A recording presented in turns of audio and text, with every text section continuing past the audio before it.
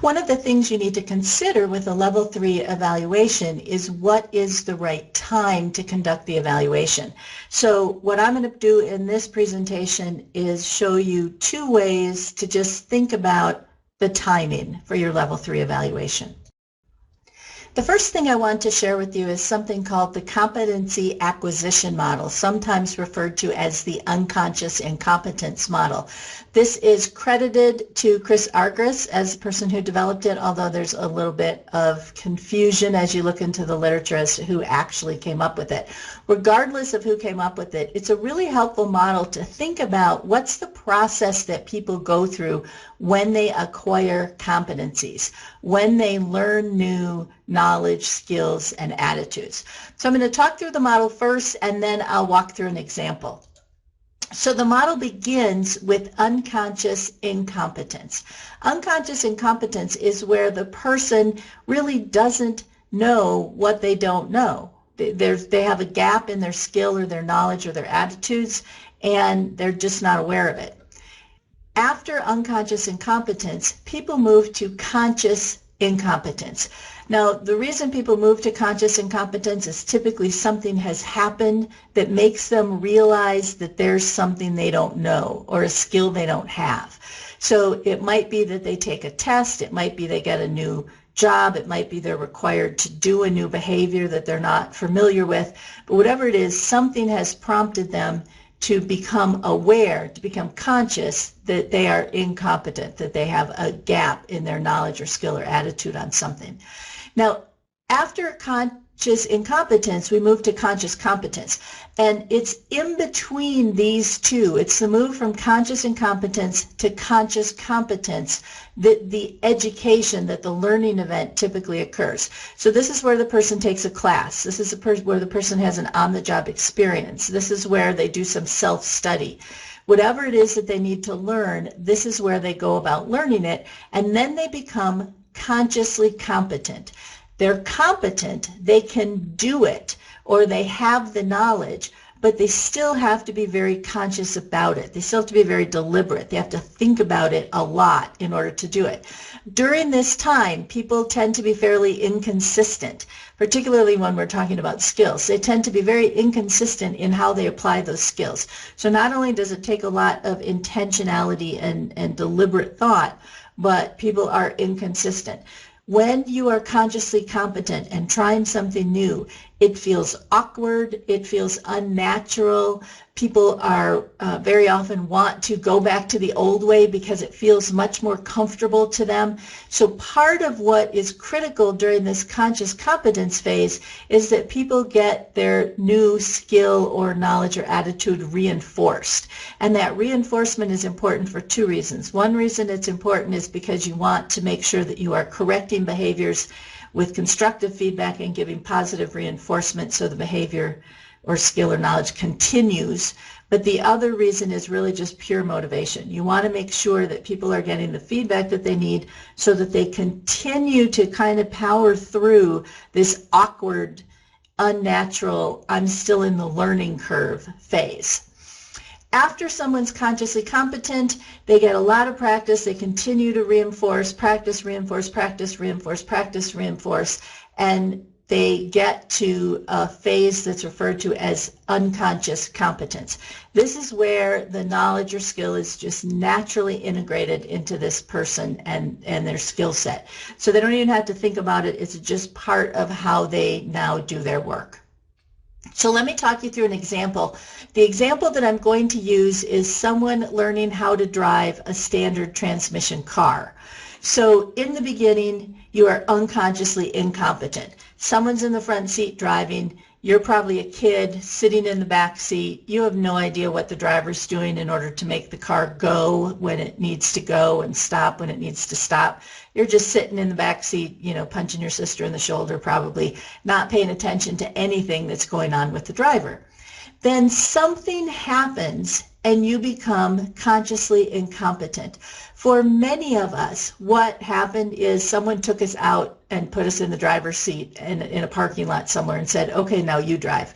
And we become consciously incompetent. It becomes clear to us that we don't know how to drive a standard transmission car. And so what we want to do is we want to get some education, we want to get some mentoring, some coaching, so that we become consciously competent. So we might take driver's ed, we might have someone spend more time with us in the parking lot, maybe we do some self-study, whatever it is.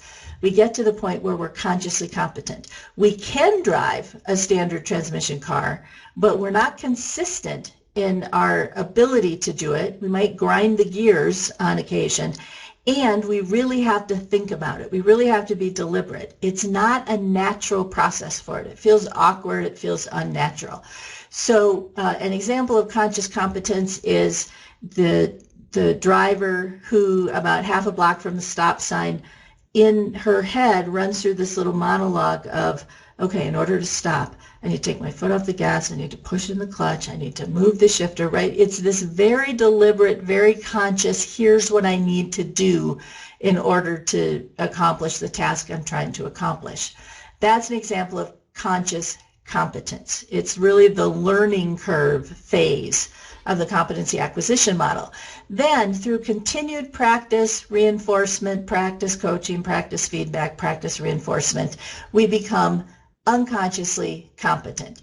It just becomes part of what we do driving that standard transmission car. It's just naturally integrated into our behaviors. Example of this would be when you're driving down the road and you say, wow, how did I get in fourth? Like, you don't even remember shifting the car. It's just so natural you don't have to think about it anymore. So that's an example of the competency acquisition process. And again, this is how all of us learn everything. And the reason I want to share this with you is to just give you a model to think about when is the best time to do the level 3 evaluation. Obviously, not unconscious incompetence, not conscious incompetence. After conscious incompetence comes the learning intervention, but one of the things that we tend to mess up on is we know that we need to do the level 3 evaluation between the conscious competence, when the person is practicing and learning that new skill on the job, and between when they become unconsciously competent. And the art of figuring out the timing, the challenge for each of us as evaluators for figure out the timing of the level 3 evaluation is we want to make sure that the person has had enough time so that they are not at the beginning stage of that conscious competence. We don't want them to be having to think so hard in order to apply it when we're evaluating them. But we also don't want to wait so long that they're fully unconsciously competent. There's nothing wrong with measuring people when they're unconsciously competent. It's just that for most organizations, that's way too long to wait to do an evaluation. So the challenge is, where within that space between conscious competence and unconscious competence do we need to evaluate? And that really is up to you as an evaluator based on what it is that that person is learning. If that person has learned a skill that is not very complex, then you can do your level 3 evaluation sooner rather than later, because the person is going to be able to move through that learning curve, move through that awkwardness sooner rather than later.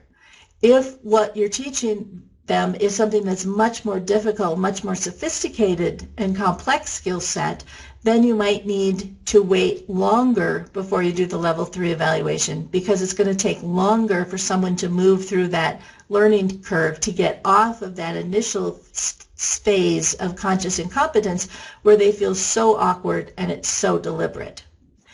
Another thing to consider for timing is not just the complexity of the task, but also the frequency within which people do the task. So if you're teaching someone something that they're supposed to use every single day, you may be able to do your level evaluation sooner rather than later, because they'll move through that learning curve sooner rather than later. If you're teaching them something that maybe they only do once a week or once a month or on some other occasional interval, then you're going to need to wait longer to evaluate, because again, it's going to take them longer to move through that conscious competence and that awkward phase. So this is just one model to help you think about not only how do people learn competencies, how do they learn things, but to think about when the best time is to do the level 3 evaluation. Here's another way to think about it. I have a graph here. You'll see across the bottom, the x-axis, we have time passing. On the vertical axis, the y-axis, you see the performance of a person. And then you see the green line that represents the performance of a person. So on the left side here, we have the starting performance, the starting level of performance of an individual. Then they learn some new skill or some new knowledge. And as they put that knowledge or skill into place, what we generally find is a dip in their performance. This is when people are on what we refer to as the learning curve. So as people are trying something new, it feels awkward, it feels unnatural, people are inconsistent.